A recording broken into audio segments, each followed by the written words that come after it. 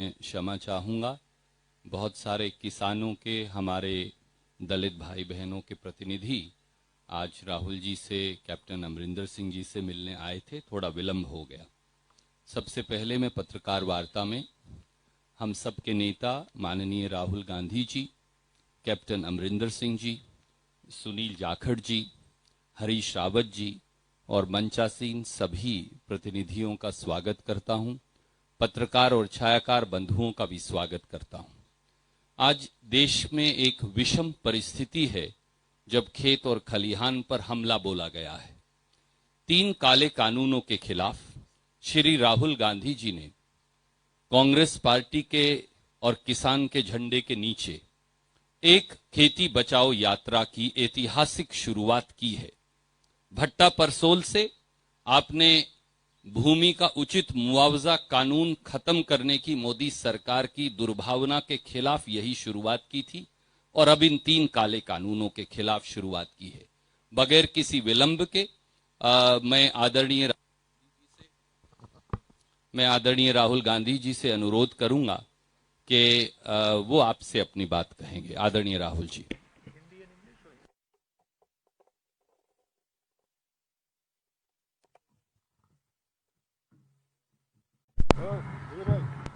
धन्यवाद रणदीप जी, अमरिंदर सिंह जी, झाकड़ जी, प्रनीत कौर जी, कांग्रेस पार्टी के हमारे सीनियर नेता हरीश रावत जी, प्रेस के हमारे मित्रों, आप सबका यहाँ बहुत बहुत स्वागत। जैसे आप जानते हैं, हमारी ये यात्रा इन 3 काले कानूनों के खिलाफ है। ये जो कानून प्रधानमंत्री जी ने बनाया, एग्जिस्टिंग स्ट्रक्चर है, फूड सिक्योरिटी का एग्जिस्टिंग स्ट्रक्चर है, उसको खत्म करने का, नष्ट करने का तरीका है। जैसे पहले भाई और बहनों नरेंद्र मोदी जी ने नोटबंदी की, उसके बाद जीएसटी की, और कोरोना के समय उन्होंने किसानों को, मजदूरों को, छोटे बिजनेसेस की कोई मदद नहीं की। उसी प्रकार ये भी किसानों पर आक्रमण है और इस आक्रमण को हम रोकेंगे। इन कानून के खिलाफ हम लड़ेंगे। पंजाब को इससे सबसे ज्यादा इफेक्ट होता है, हरियाणा और पंजाब। और अगर एमएसपी जाएगी, अगर ये एग्जिस्टिंग जो स्ट्रक्चर है अगर ये टूटेगा, तो पंजाब को भविष्य में रास्ता नहीं मिलेगा। तो हम एक प्रकार से पंजाब की, हरियाणा की, उत्तर प्रदेश की, राजस्थान के किसानों की और इसके लोगों की रक्षा कर रहे हैं। अब आप सवाल पूछिए। If you raise hands, I'll go one by one. We'll go with you, Anand ji. Just wait for the mic. You raise hands, I'll note down, and then we'll do it in an orderly fashion. Rahul ji, you are on the खेती बचाओ mission, but before this आप Beti Bachao mission में थे, हाथरस जा रहे थे। हमारे सामने हमने देखा था पुलिस ने कैसे आपको धक्का दिया। उसके बाद प्रियंका जी के साथ हाथापाई हुई। करीब 500 कांग्रेस वर्कर्स के खिलाफ एफआईआर हो गई है, जर्नलिस्ट पे भी एफआईआर हो रही है। योगी सरकार के इस रवैये पर क्या कहेंगे सर? पूरे देश को धकेला जा रहा है, मारा जा रहा है, पीटा जा रहा है। मुझे थोड़ा सा धक्का लग गया तो क्या बड़ी बात है, कोई फर्क नहीं पड़ता। It's not big deal. हमारा काम है देश की जनता की रक्षा करना, देश के किसानों के साथ खड़ा होना हमारा काम है। ऐसी सरकार है, अगर हम खड़े होंगे धक्का लगेगा, लाठी लगेगी, ठीक, खा लेंगे लाठी, धक्का खा लेंगे, क्या है। Thank you sir. मैं आपसे एक अनुरोध जो धक्का, जो असली धक्का लगा, धक्का छोड़िए, जो अनइमेजिनेबल उस परिवार को लगा। आप सोचिए, आपकी बेटी है, you have a son, you don't have a daughter, so maybe you will not understand this. People who have daughters will understand it. You might not understand the the rape aspect, because that is something that Indian women have to deal with. You will certainly understand the murder aspect. Suppose someone killed your son, and then when you went for justice, they locked you up in your house. And then the DM came to your house and kicked you and threatened you and told you that if you open your mouth, the entire state of Uttar Pradesh will sort you out. And then told you, don't worry, all these protesters, they will go away. Rahul Gandhi will go away, but we will be here. Now you get a feeling, get a sense of how you would feel. That is how that family felt. That is why I went there. Because I wanted that family to know that they are not alone. मैं इसलिए वहां गया था और मैंने परिवार से कहा मैं सिर्फ आपके लिए नहीं आया हूं, मैं आपकी बेटी के लिए आया हूं, आपके लिए आया हूं, मगर मैं देश में जो लाखों महिलाएं हैं जिनके साथ रोज कोई ना कोई बदतमीजी होती है, हजारों महिलाएं हैं जिनका रेप होता है, मैं उनके लिए भी यहां आया हूं। इंटरेस्टिंग बात यह है कि बच्चे का रेप होता है, मर्डर होता है, पूरा एडमिनिस्ट्रेशन परिवार पर आक्रमण करता है और देश के प्रधानमंत्री एक शब्द नहीं कहते। इंटरेस्टिंग बात है। Thank you sir. May I make one request, आप कोई भी प्रश्न पूछ सकते हैं, स्वागत है, क्योंकि राहुल जी ने सुओमोटो में 3 किसान बिलों की आपसे चर्चा की है। पहले उससे जुड़े सवाल ले लें और फिर कोई और प्रश्न हो तो वो लेंगे। Raman ji from news 24। Sir, I have noted down, I am going to come to everyone. Sir, जो किसान के 3 अध्यादेश के बारे में आप लगातार जिक्र करते हैं कि इसको केंद्र सरकार ने बिना किसानों से सलाह मशविरा किए, बिना पॉलिटिकल पार्टीज को कॉन्फिडेंस में लिए पास करवा दिया। अब चूंकि पंजाब में, हरियाणा के कुछ भागों में भी आंदोलन हो रहा है, लेकिन नरेंद्र मोदी या उनकी सरकार के लोग हमेशा इसका मजाक उड़ाते हैं। वो कहते हैं कि राहुल गांधी ट्रैक्टर यात्रा कर रहे हैं, लेकिन ट्रैक्टर पर गद्दा लगा कर यात्रा कर रहे हैं। वो किसानों की क्या बात करेंगे? और अगर वाकई किसान परेशान हैं देश के दूसरे हिस्सों में, वहां कोई बात क्यों नहीं करता, वहां कोई आंदोलन क्यों नहीं हो रहा? देखिए, बात क्या है, पहले आपने स्मॉल एंड मीडियम बिजनेस पे आक्रमण किया, उनको आपने खत्म कर दिया। फिर आपने जीएसटी, कोविड के समय आपने अपने 2-3 मित्रों की मदद की, लाखों करोड़ रुपए आपने उनका माफ कर दिया। मजदूर घर पैदल जा रहे थे हजारों किलोमीटर, पानी नहीं था, भोजन नहीं था, आपने एक शब्द नहीं बोला, उनको आपने वार्निंग ही नहीं दी, एक दिन वार्निंग नहीं दी। कमरे में बैठे आपने कहा लॉकडाउन होगा, लॉकडाउन कर दिया, मर गए वो। 100-200 लोग वैसे ही मर गए। आपने जो देश की रीढ़ की हड्डी है, जो इस देश को रोजगार देती है, स्मॉल एंड मीडियम बिजनेसेस को खत्म कर दिया है ये देश। और आप देखना, मैंने फरवरी में कोरोना की बात की थी, उन्होंने कहा राहुल गांधी मजाक कर रहा है। अब देखिए, समझ किसको है किसको नहीं है। एक व्यक्ति आपको कह रहा है, फरवरी में कह रहा है कि कोरोना से हिंदुस्तान की इकोनॉमी, हिंदुस्तान के लोगों पर बहुत जबरदस्त चोट लगने वाली है, और दूसरा व्यक्ति कह रहा है 22 दिन में ये लड़ाई जीती जाएगी। समझ किसको है ये तो आपको जज करना है, मैं तो नहीं कहूंगा। एक व्यक्ति कहता है 22 दिन में लड़ाई खत्म हो जाएगी, उसको यह भी नहीं मालूम कि कोरोना है क्या, देश क्या है, कैसे चलता है। उस टाइम भी मेरा मजाक उड़ा रहे थे, और अब मैं आपको बता रहा हूं, और आप लिख के ले लीजिए, आज भी मजाक उड़ाएंगे, मगर 6 महीने बाद याद रखना जो मैं आज कह रहा हूं। 2 चीजें आपसे कहूंगा। पहली बात, यह देश अपने युवाओं को रोजगार नहीं दे पाएगा। नरेंद्र मोदी ने ढांचा तोड़ दिया है। अब नरेंद्र मोदी खेती के ढांचे को तोड़ने जा रहा है। अगर नरेंद्र मोदी ने खेती के ढांचे को तोड़ दिया तो एक तरफ रोजगार नहीं मिलेगा, दूसरी तरफ भोजन नहीं मिलेगा। ठीक है, अभी मेरा मजाक उड़ाएंगे, उड़ाने दो। 6 महीने बाद, जैसे आज मैं फरवरी की बात कर रहा हूं, 6 महीने बाद आप देख लेना, ठीक है। ये सिस्टम है, ये फूड सिक्योरिटी का सिस्टम है। एमएसपी है, फूड डिस्ट्रीब्यूशन सिस्टम है, प्रोक्योरमेंट सिस्टम है, मंडियां हैं। ये एक प्रकार से किसान का फूड सिक्योरिटी का एक किला है, ये प्रोटेक्ट करता है। किले में कमियां हैं, मैं ये नहीं कह रहा हूं कमियां नहीं, कम मंडियां हैं, करप्शन है, इंफ्रास्ट्रक्चर बेहतर होना चाहिए, मगर किले को अगर आपने तोड़ दिया तो किसान बच नहीं सकता। अब नरेंद्र मोदी किले को क्यों तोड़ रहे हैं? नरेंद्र मोदी ने जीएसटी क्यों की? नरेंद्र मोदी ने डिमोनेटाइजेशन क्यों किया? नरेंद्र मोदी जी ने कोरोना के समय गरीबों की मदद क्यों नहीं की? 2 नाम दे सकता हूं आपको, अंबानी, अदानी।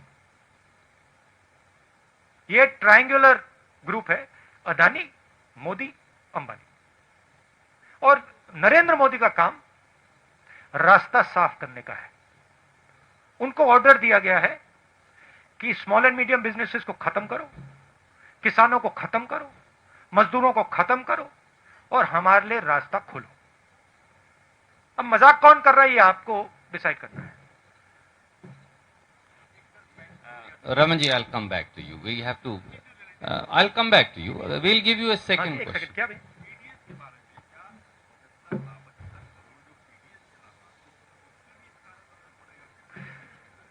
ये फूड सिक्योरिटी सिस्टम पर असर पड़ेगा।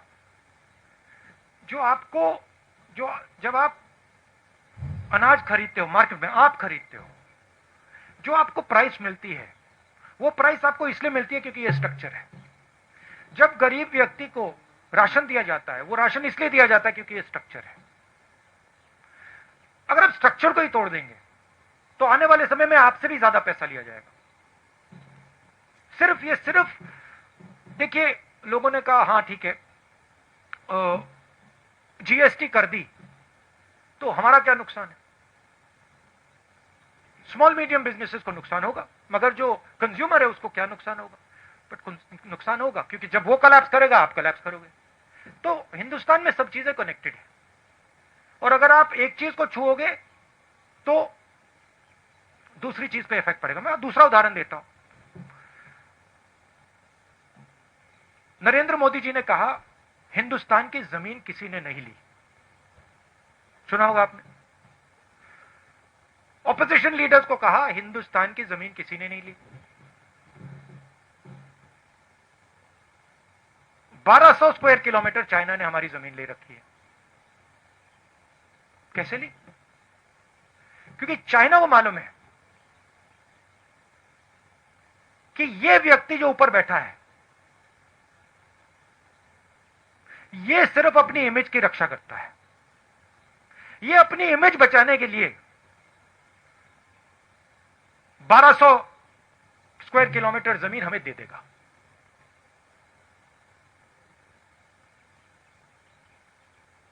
आप सिर हिला रहे हो, पूरा देश जानता है। आर्मी के किसी भी सिपाही से, जनरल से पूछ लो, आपको बता देगा कि नरेंद्र मोदी ने अपनी इमेज बचाने के लिए देश को झूठ बोला। भारत माता की बात करते हैं, भारत माता के 1200 स्क्वायर किलोमीटर नरेंद्र मोदी ने चाइना को दे दिए अपनी इमेज बचाने के लिए। रियलिटी है, मानो ना मानो। इसके बारे में नरेंद्र मोदी क्या बोलते हैं? आप कभी बुलाइए उनको प्रेस कॉन्फ्रेंस में, ऐसे खुल के बुलाइए, बात कीजिए उनसे। वो आपसे इतना डरते क्यों है? Thank you. I'll come to you, Bhai Sahab. Can we have Ramandeep from Punjab Kesari Jagbani? I'll come back. मैं बताता हूं वो क्यों डरते हैं आपसे। मैंने बात सोची, रीजन एक ही है। चाइना से भी वो इस कारण डरते हैं और आपसे भी इस कारण डरते हैं। वो सोचते हैं चाइना हमारी इमेज खराब कर देगा, वो सोचते हैं ये जर्नलिस्ट हमारी इमेज खराब कर देंगे। नरेंद्र मोदी जी को सिर्फ अपनी इमेज में इंटरेस्ट है। टनल में जाएंगे, अकेले जाएंगे, वेविंग हो जाएगी, मीडिया पे पूरी मोनोपोली है, सोचते हैं कि भैया मीडिया दिखाएगा मुझे टनल में। तो उनको सिर्फ अपनी इमेज से ऑब्सेशन है। जो भारत में हो रहा है उससे कुछ लेना देना नहीं। मेरी फीलिंग है कि शायद नरेंद्र मोदी ये जो 3 कानून है इनको समझते ही नहीं, मेरी असेसमेंट है। राहुल जी, आप लगातार कह रहे हैं कि जीएसटी, लॉकडाउन और नोटबंदी ये गवर्नमेंट का फेलियर है, but on the opposite side BJP का कहना है कि ये हमारी अचीवमेंट है। वो दूसरी बार जीतने का भी हवाला देते हैं कि इसके बावजूद हमने इलेक्शन जीती। तो ये नजरिया अलग अलग क्यों है? और आपके अच्छा बताइए, जो चाइना को 1200 किलोमीटर दिया है, ये भी इनका अचीवमेंट है क्या?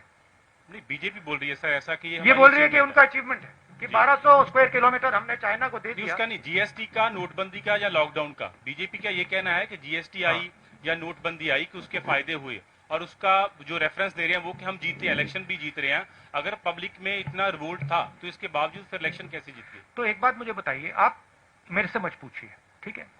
आप किसी भी स्मॉल बिजनेस वाले के पास चले जाइए, दुकानदार के पास चले जाइए और उससे पूछ लीजिए, उससे पूछिए भैया जीएसटी से आपका फायदा हुआ या नुकसान, अचीवमेंट है या फेलियर है। फिर उससे आप पूछिए भैया एक बात बताना, ये जो डिमोनेटाइजेशन है 500,000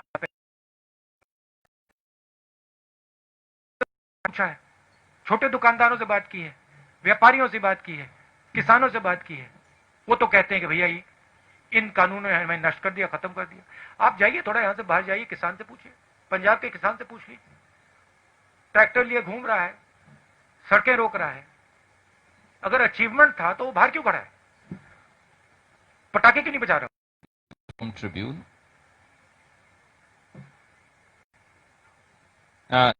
Let her pass the mic to you. Hello. Yeah. Rahul ji, there is a general perception across the country that an opposition with the Congress and other stakeholders is not as strong, and the BJP is able,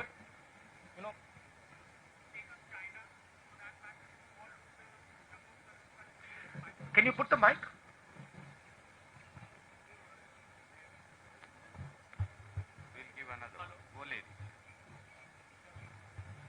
Hello. Yes. So they are saying that a weak opposition across the country, including the Congress. Do you think that the general perception that is it so that the BJP is doing everything that they can just because the opposition is not united across many states and especially in Delhi and at the center? See, an opposition in any country functions within a framework. What is that framework? The framework is the press. The framework is the judicial system. The framework are institutions that protect the voice of the people. This is the framework.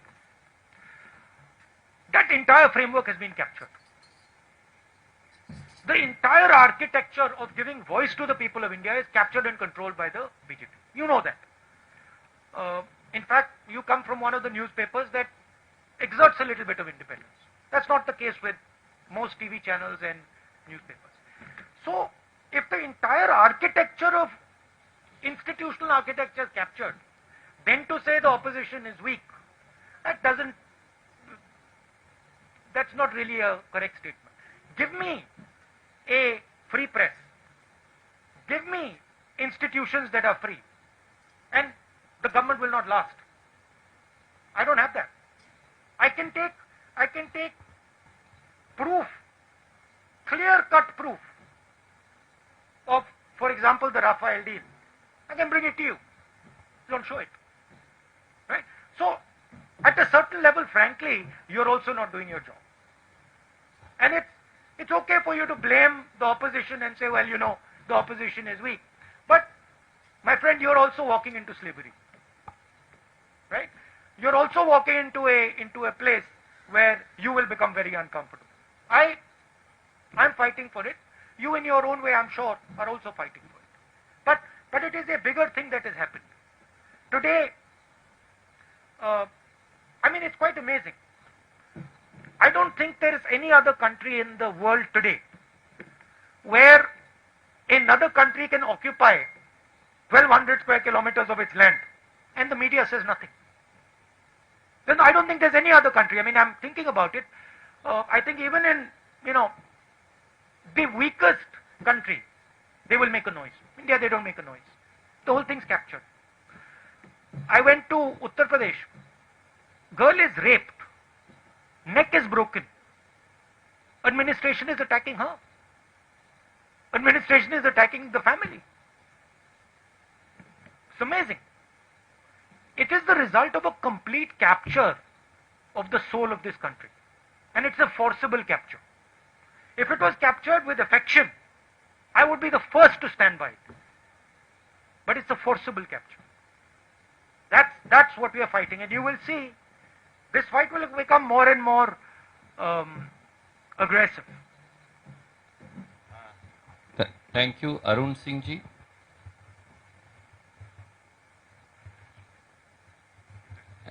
And then Gurpreet Singh Chattha ji from Ajit thereafter.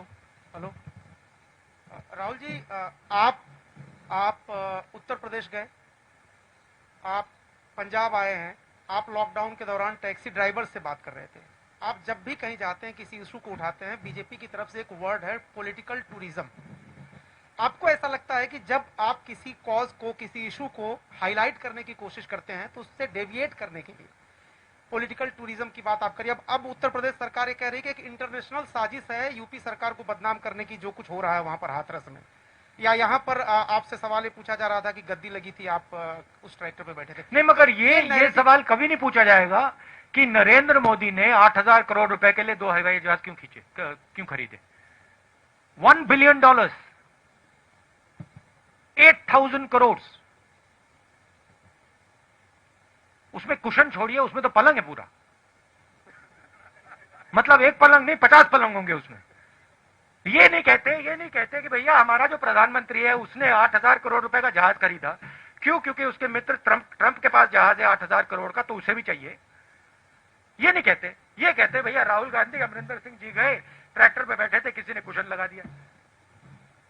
तो मैं वही कह रहा हूँ, narrative change हो जाता है। आप पॉलिटिकल टूरिज्म वर्ड इसको दिया जाता है। इसलिए मैं पूछ रहा हूँ कि आप अगली बार जब कोई इशू उठाने की सोचते हैं तो इससे निपटने का क्या उपाय आपके पास है? क्योंकि देखो, मैं अपना काम करता हूं। मैंने जैसे बोला, मीडिया कैप्चर्ड है, इंस्टीट्यूशनल स्ट्रक्चर कैप्चर्ड है, उनका उधर डोमिनेंस है। मगर किसान पर जो अत्याचार करते हैं, छोटे दुकानदारों पर, स्मॉल मीडियम बिजनेसेस पे जो आक्रमण करते हैं, युवाओं के भविष्य पे आक्रमण जो करते हैं, उधर तो डोमिनेंस नहीं है ना। उधर मैं काम करता हूं। अब कहीं ना कहीं हिंदुस्तान के युवा को दिखेगा कि भाई यहां पे नरेंद्र मोदी जी टनल में वेविंग कर रहे हैं, मगर मुझे खाने को नहीं। किस बात की वेविंग कर रहे हैं वो टनल में, जब मुझे खाने को नहीं है, मेरे पास रोजगार नहीं है, मुझे भविष्य नहीं दिख रहा। तो कभी ना कभी रियलिटी, सच्चाई तो बाहर आती है ना। मैं पेशेंट आदमी हूं, रुक जाऊंगा थोड़ी देर। शुक्रिया। Can we have Gurpreet Singh ji from Ajit? Sir, मैं माइक देता हूं आपको। हेलो सर, जैसे आपकी पार्टी बोलती है, आपके वर्कर बोलते हैं कि आप जब सत्ता में आए, आपकी सरकार कांग्रेस बनती है तो 3 बिल हैं जो आपने बोला कि हमने वो बंद कर देंगे। अगर वो बंद भी कर देते हैं, जो पोजीशन अभी है, कैप्टन साहब यहाँ बैठे हैं, पहले भी पोजीशन खराब है, खुदकुशियां हो रही हैं, उसके लिए आपके पास प्लान क्या है किसानी को बचाने के लिए? हमारे अगर मैनिफेस्टो को आप पढ़ें, और उसकी कॉपी मैं दे सकता हूं, उसमें क्लियरली लिखा है कि जो फूड सिक्योरिटी का सिस्टम है उसको हम स्ट्रेंथन करेंगे। आज 40 किलोमीटर के रेडियस में मंडी होती है, हम 4 किलोमीटर के रेडियस में मंडी लगाएंगे। हम इस सिस्टम को, जो इसकी कमियां हैं, उसको सुधारने की कोशिश करेंगे। मगर हम इस सिस्टम को तोड़ेंगे नहीं, क्योंकि हम जानते हैं कि अगर हमने ये सिस्टम तोड़ दिया तो किसान गया। अब सिंपलिस्टिक बात है, नरेंद्र मोदी जी को शायद समझ ही नहीं है, पता नहीं। अगर आपने सिस्टम तोड़ दिया, अगर पूरा एग्रीकल्चर का आपने सिस्टम ही तोड़ दिया, तो फिर किसान की प्रोटेक्शन कहां रही? तो हमारी जो फिलॉसफी थी कि हम जानते हैं कि मंडियों में कमी है, हम जानते हैं कि वहां पे करप्शन है, बट हम इस सिस्टम को रिफॉर्म करना चाहते हैं। वो कॉम्प्लेक्स कॉम्प्लिकेटेड मामला है, आसान मामला नहीं है। नरेंद्र मोदी जी जो सच्चा चैलेंज है उसको एक्सेप्ट नहीं करना चाहते।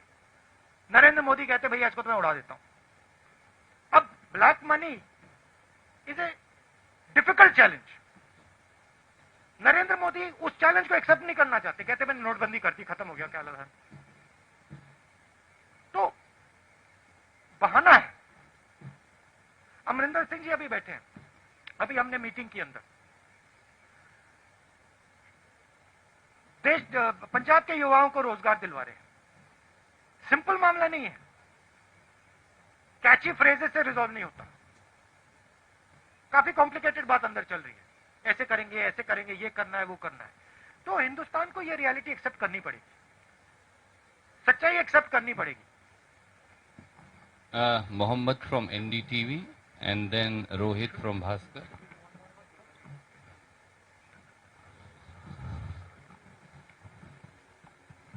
So you have been mentioning in your speeches that you will save the federal structure. You are fighting this for saving the federal structure.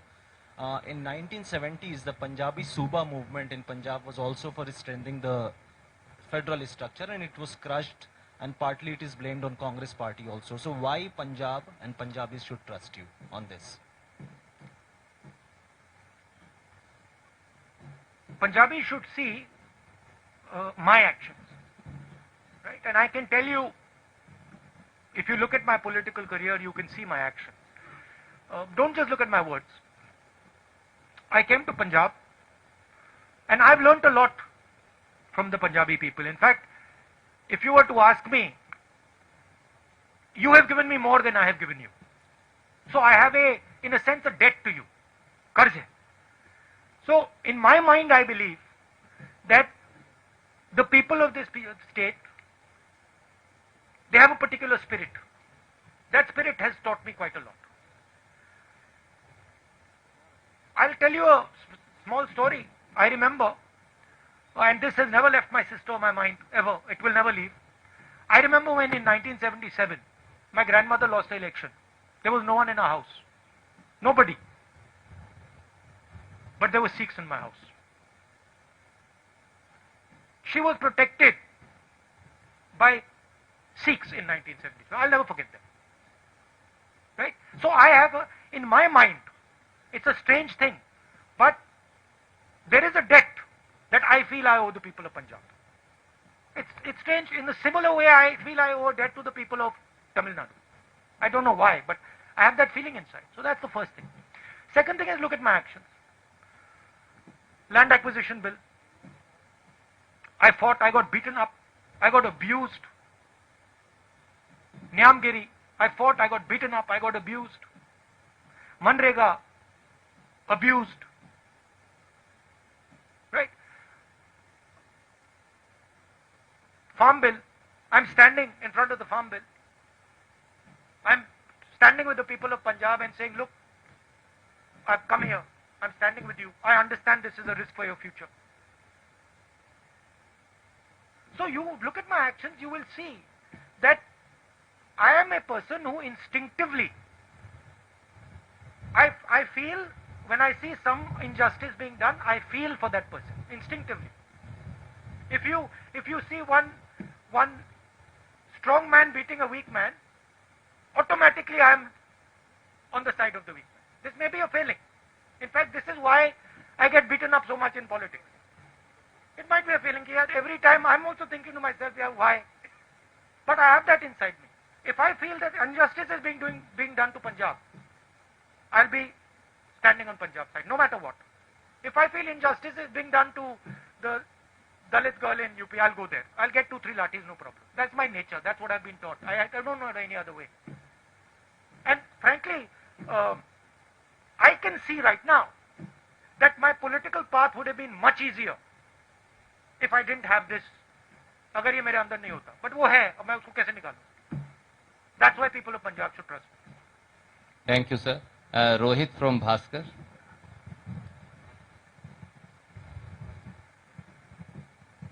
Rahul ji, मेरे आपसे 2 सवाल हैं। एक पहला सवाल है कि जो किसानों के 3 ये जो अध्यादेश आए हैं, इसमें 15 करोड़ किसान ही नहीं, 75 करोड़ पीडीएस लाभार्थी भी प्रभावित होंगे। इस पे आपका क्या कहना है?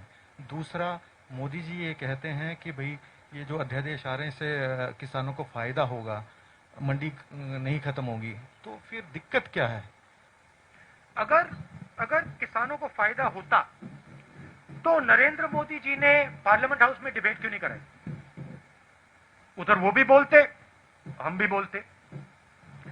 अगर फायदा होता तो कोरोना के समय जब वो जानते हैं कि किसान बाहर नहीं आ पाएगा, हम हरियाणा जा रहे हैं, आज सरकार कह रही है कोरोना का समय, जब वो जानते हैं कि किसान रेजिस्ट नहीं कर पाएगा, तो उन्होंने ये बिल क्यों पास किया?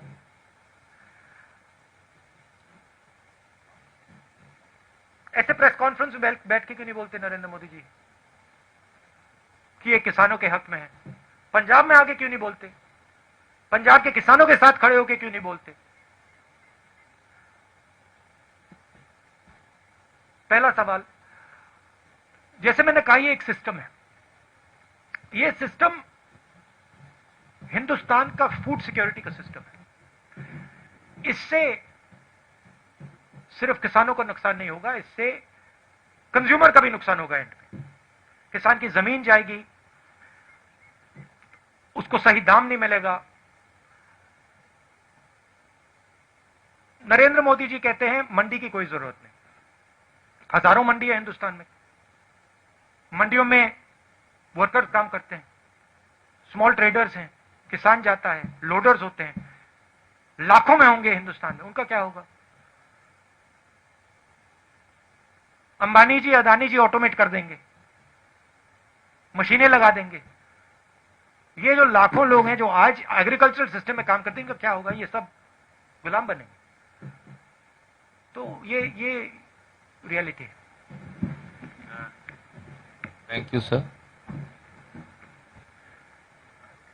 अब एक बात, आप सबका बहुत बहुत धन्यवाद। आपने मुझसे इतने सवाल पूछे, मगर इनको तो आपने स्कॉट फ्री छोड़ दिया। तो इनसे भी 2-3 सवाल पूछ लीजिए। आदरणीय अमरिंदर सिंह जी, विशाल भाई, please take the mic. Sir, आप दोनों से ही है। नरेंद्र मोदी कहते हैं कि इच्छा शक्ति की कमी थी, इसीलिए उन्होंने 3 जो बिल थे वो लागू कर दिए जब टनल पे गए थे। तो उसके बाद क्योंकि पिछली सरकारें इनको लागू नहीं कर पाई थी और लगातार ही सवाल खड़े हो रहे हैं, चाहे स्टेट का मैनिफेस्टो, इलेक्शन मैनिफेस्टो था, चाहे 19 में आपका मैनिफेस्टो था, कि एपीएमसी एक्ट को आपने बड़े जोर शोर से वहां पे उठाया था। तो क्या लगता है कि आने वाले समय में इसको पूरी तरह डिमोलिश कर दिया जाएगा, या अभी भी आप मैनिफेस्टो के ऊपर खड़े हुए हो? देखिए, हमारे मैनिफेस्टो में क्लियर था कि हम एग्रीकल्चरल सिस्टम को डेवलप करेंगे। अगर आप 4 पॉइंट्स थे शायद, उसमें अगर आप पॉइंट्स देखें तो उसमें हमने कहा था हम फार्मर्स मार्केट डेवलप करेंगे। उसमें हमने कहा था कि हर 4 किलोमीटर हमें हम मंडी लगाएंगे। उसमें हमने कहा था कि हम infrastructure, farm to fork infrastructure बनाएंगे। हमने ये कहीं नहीं कहा था कि हम पूरे के पूरे फूड सिक्योरिटी सिस्टम को नष्ट कर देंगे। नरेंद्र मोदी जी ने इन 3 कानून के साथ पूरे के पूरे फूड सिक्योरिटी सिस्टम को नष्ट कर दिया है। इसलिए पंजाब का किसान खड़ा है, इसलिए हम यहां प्रेस कॉन्फ्रेंस कर रहे हैं। सर, सेशन बुला रहे हैं जल्दी इसको लेके। We'll have to take one question. Can we go to Kanchan from the Indian Express? Session वाला सर बता दीजिए जरा। स्पेशल सेशन बुलाया जा रहा है जी, इसको लेके। स्पेशल सेशन भी प्लस लीगल जो भी करना पड़ेगा हम करेंगे। और जो आदरणीय राहुल जी ने कहा, अगर आप 2019 का कांग्रेस का घोषणा पत्र देखेंगे तो उसका बिंदु नंबर 7 क्लॉज नंबर 12 अगर पढ़ेंगे तो वहां फार्मर्स मार्केट का पूरा खाका दिया गया। धन्यवाद। कंचन जी। Rahul ji,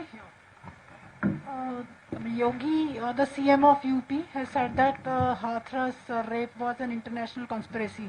What do you think about that? And another question is that the Akalis have asked you 5 questions here in Punjab. The gist is that what were you doing abroad when the farm bills were passed in the parliament? You were not even here for the farmers. My mother had gone for a medical checkup, and my sister couldn't go with her because some members of her staff had COVID. So that is why I was with my mother, helping her through a medical checkup. I'm her son also, after all, and I have to look after my mother. Thank you. And they were, and madam, they were supporting that ordinance. The other thing is, yeah, of course, which the Akalis won't tell you, is that they have worked with the BJP. उनके साथ BJP साथ उन्होंने सालों काम किया है, और जब ये 3 बिल पास हो रहे थे, उनकी मदद अकाली दल कर रही थी. तो वो तो पूरा पंजाब का किसान जानता है. आपका दूसरा सवाल क्या था? About the Hathras rape being a international conspiracy, Yogi ji aside. I mean, Yogi ji is entitled to his opinion. He's more than welcome to imagine whatever he wants to imagine. What I saw there was a lovely girl who was molested. Her neck was broken. Her family was threatened. And the people who did it, no action was taken against them. If Mr. Yogi sees an international conspiracy, well, that's fine. That's his prerogative. What I saw was a tragedy. The Chief Minister of Uttar Pradesh should have had the decency to say, this is a tragedy, and I will look into it, and I will protect this family and this girl. Thank you. I think we'll need to wind up because आपका आज हरियाणा का programme भी है पंजाब के बाद. आप सबका बहुत बहुत शुक्रिया. मैं माफी चाहूंगा बहुत सारे साथियों से आज हम सवाल नहीं ले पाए, पर there will be another time for Rahul ji will be back. Thank you very much.